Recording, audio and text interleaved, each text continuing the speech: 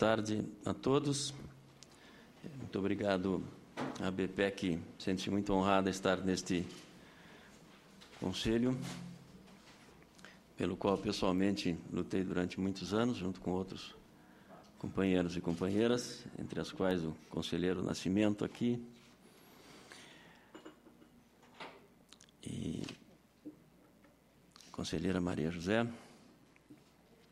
Eu vou rapidamente, não vou usar nenhuma imagem, há alguns dados que eu gostaria de mostrar, mas a ABPEC, no momento, não dispõe de um staff que possa rapidamente solucionar algumas coisas desse tipo, que são complexas porque revelam uma ocupação dos canais, na nova canalização decorrente da mudança da faixa, que, sem dúvida, beneficia a iniciativa privada e prejudica as TVs públicas. Eu sustento que não há, nesse momento, nenhuma política nacional de comunicação, pelo menos não de forma manifesta e, pelo menos, se nós pensarmos na televisão pública e na situação que ela enfrenta a partir dessa mudança estabelecida pelas autoridades competentes. Quando se começa a discutir esta mudança, convém lembrar que as televisões públicas não foram convidadas para discuti-la. Nós entramos, a ABPEC entrou, e, se bem me lembro, a TV Brasil entrou no grupo de trabalho que avalia essa situação, que é muito complexa, como a gente sabe, tem visto e viu novamente agora há pouco, nessa exposição que me antecedeu. Se bem me lembro, a TV Brasil também forçou a porta para entrar nesse grupo de trabalho numa das tantas audiências públicas que, para o bem de todos, o Congresso faz. Eu acho que a televisão pública ela tem sido esquecida nessa discussão e não vem sendo defendida pelo Estado. É verdade que a televisão pública tem associações que a constituem, mas, obviamente, essas associações, como a ABPEC, não dispõem de recursos nem de staff suficiente para acompanhar uma discussão em nível nacional e com essa complexidade, ainda que a ABPEC o tenha feito quase integralmente, mas sem, como eu disse, condições de produzir um relatório, pelo menos, de imediato. Ora, ainda que essas associações tivessem condições de acompanhar a discussão, não se pode imaginar que o Estado, que surgiu para impedir que a coisa pública, que a coisa privada se aproprie da coisa pública, não se pode imaginar que o Estado assista apenas a designação de canais para esta ou aquela empresa privada, sem fazer a defesa dos canais públicos. Quando publicou-se a portaria em fevereiro, já conhecida a portaria 14, estabeleceu-se que esta mudança ocorreria e que os canais seriam, as emissoras que tivessem seus canais realocados serão ressarcidos, é o que está dito na portaria. Então, chamo a atenção para esse segundo ponto. Primeiramente, a TV pública não foi chamada a participar desse debate, forçou a porta. Segundo lugar, disse que as TVs públicas as emissoras serão ressarcidas. Isso não está claro de forma nenhuma. Não custa lembrar que, quando começava a se pronunciar a necessidade de abrir a banda para o 4G e de abrir espaço para as teles, se eu bem me lembro, a faixa ocupada pelo sistema MMDS foi designada às teles e na ocasião, anunciou-se que as empresas que então ocupavam esse serviço e essa faixa seriam ressarcidas. Que eu saiba, não foram até hoje. Já se discutiu em quase todo o país a designação a realocação de canais, falta isso acontecer no Norte, no Nordeste e no Centro-Oeste. Até agora não se vê, nas reuniões que a ABPEC acompanhou, nenhuma vontade política do Estado assegurar espaço para os canais públicos. Aparentemente, no GT, a preocupação está voltada unicamente para o posicionamento das empresas privadas, que terminam de forma natural, e aqui não estou fazendo nenhuma contestação à defesa que a mídia privada faz dos seus interesses, que terminam praticamente por se autodeterminar. Nas discussões regionais, onde os canais são definidos, as TVs públicas estão praticamente sendo abafadas, elas estão sendo sufocadas. Acho que não preciso aqui fazer nenhuma defesa da importância cultural das TVs públicas para a constituição de um caráter nacional, para a preservação da diversidade cultural, para que superemos determinada imposição geográfica ou política de determinadas mídias na produção de conteúdos nacionais.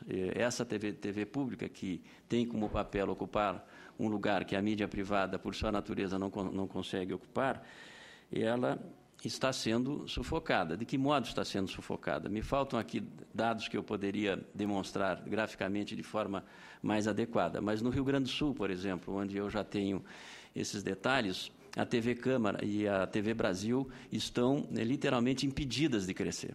Elas não podem ocupar mais nenhum canal relevante naquele estado, porque todos os canais lá existentes eles foram designados para a iniciativa privada. E foram designadas assim, como se estivéssemos nesta reunião discutindo, eu fico com este canal e tu fica com aquele canal. Ademais, esses canais, eles estão, e é um terceiro ponto que quero destacar, muitos desses canais estão sendo designados para empresas que não têm geradora no local daquele canal. Sabidamente, a lei proíbe isto. De que forma essas empresas ou organizações, porque isto envolve até a Igreja Católica, de que forma estas empresas ou organizações utilizam esse canal? Via satélite, deveriam ter uma geradora naquele local. Com isso, eu passo a dizer que se o Estado estivesse atento a isso que está acontecendo, poderia, na medida em que se impõe tecnologicamente essa mudança, poderia minimizar ou administrar de modo diferenciado essa escassez do espectro. E não vejo isto acontecer. Tenho ainda a esperança de que, frente a esta situação, isto possa ocorrer. De modo que se torna necessário, indispensável, um outro aspecto que diz respeito não só ao ressarcimento, se torna necessário destacar um outro aspecto que diz respeito não só ao ressarcimento, que é indispensável. Imaginemos, falando no ressarcimento, imaginemos que a televisão que eu administro no Sul, a TVE, porventura tivesse sido deslocada, o seu canal tivesse sido deslocado. Isso implica, inevitavelmente, numa compra de uma antena nova, ou na adaptação de um transmissor, ou na compra de um novo transmissor. Isto é dinheiro público investido de uma forma absolutamente imprevista. Estamos, todas as televisões públicas, com um esforço extraordinário para comprarmos determinados equipamentos que se destinam a uma determinada localização no espectro. Imaginemos agora que eu, que acabo de administrar a compra de equipamentos novos para a televisão do Rio Grande do Sul, digitais, eu fosse submetido a essa mudança e tivesse que dizer ao governo do Estado, ao Estado que está tudo comprando, e dizer: olha, senhor governador, ocorre que mudou a faixa aqui onde eu operava e eu preciso de equipamentos novos. O que eu faria? Faria isto?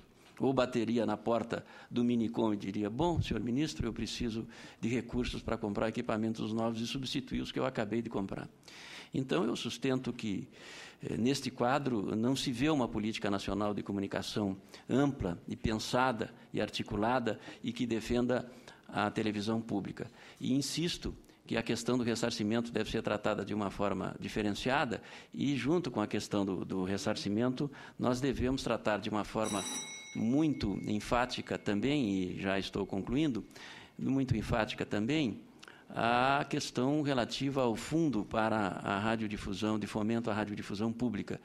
Esse fundo de fomento à radiodifusão pública, ele está sob júdice, está em vias de ser solucionado, pelo que eu sei. Trata-se daquele fundo originário de uma contribuição das teles, destinada à manutenção, à sustentação da EBC, e desse fundo, parte deles será destinado ao campo público da televisão, às televisões públicas. Bem, este assunto está por ser resolvido, trata-se de uma verba significativa, ele foi criado por lei, não foi ainda regulamentado esse fundo, está em via de ser regulamentado, mas eu não tenho conhecimento que as TVs públicas como um todo tenham sido chamadas para discutir esse assunto, embora eu já tenha reivindicado isto junto ao Minicom.